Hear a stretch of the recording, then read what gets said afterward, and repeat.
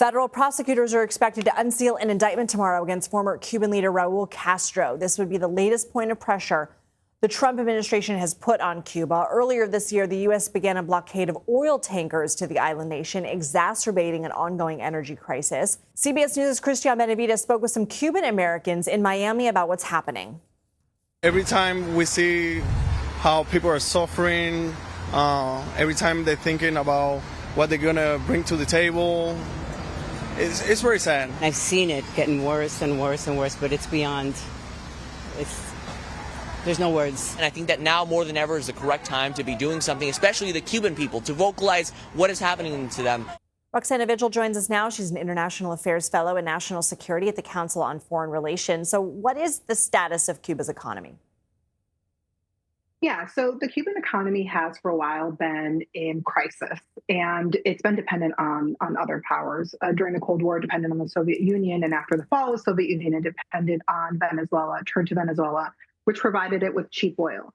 But what you saw after January 3rd, when the U.S. military went into Venezuela to capture Venezuelan leader Nicolas Maduro, you saw the U.S. government, the Trump administration, impose an oil blockade soon after that on Cuba.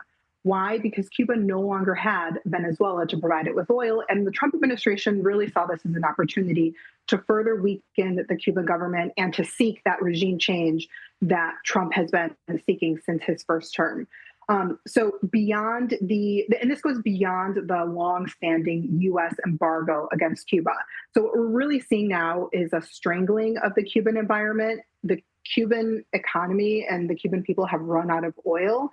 And we're seeing the consequences of that with the impact on the 10 million Cubans on the island.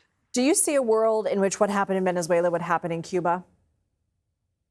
It's possible, but as I see it, there's really a few different scenarios as this can play out. In what happened in Venezuela, the way I see it is President Trump decided to remove the dictator, but keep the dictatorship in place.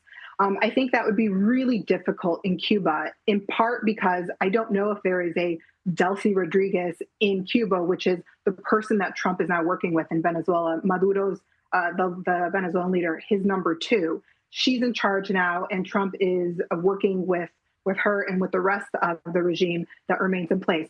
The Cuban American community in the United States, I think, would have a really hard time accepting that.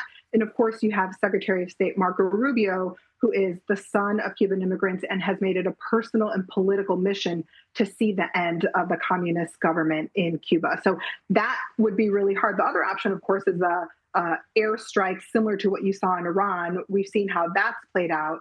And so that carries a series of risks. And of course, there's another option, which is a full-blown ground invasion, which would be lead to a lot of loss of life and potential political blowback. So there are not a lot of good options in terms of the risks, but I do think we're going to see a change.